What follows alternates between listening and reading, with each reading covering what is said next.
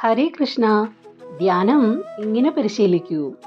മനസ്സിനെ ഏകാഗ്രമാക്കുന്നതാണ് ധ്യാനം. ഒരേ വസ്തുവിലേക്ക് മനസ്സിനെ ഉറപ്പിക്കുന്ന അവസ്ഥ.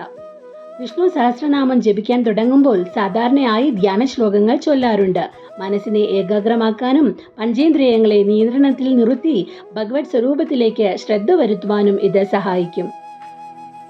ശാന്താകാരം എന്ന് തുടങ്ങുന്ന ധ്യാന ശ്ലോകത്തിന്റെ അർത്ഥം നമുക്കൊന്ന് നോക്കിയാലോ.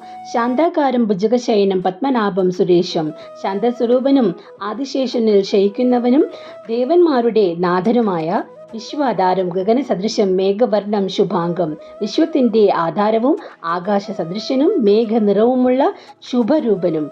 ലക്ഷ്മീകാന്തം കമലനയനം യോഗി ഹൃദ്യാനഗമ്യം. ലക്ഷ്മി ദേവിയുടെ ഭർത്താവും താമര കണ്ണോട് കൂടിയവനും യോഗികൾ ധ്യാനിക്കുന്നവനുമായ വന്ദേ വിഷ്ണു ഭവഭയഹരം സർവലോകേകനാഥം. ജനന മരണ ഭയം നീക്കുന്ന സർവലോകങ്ങളുടെ ഏകനാഥനുമായ വിഷ്ണുവിനെ വന്ദിക്കുന്നു.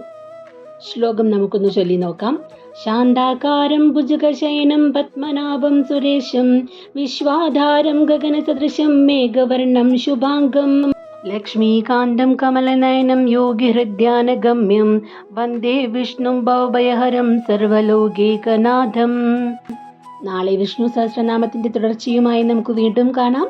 സർവം കൃഷ്ണാർപ്പണം.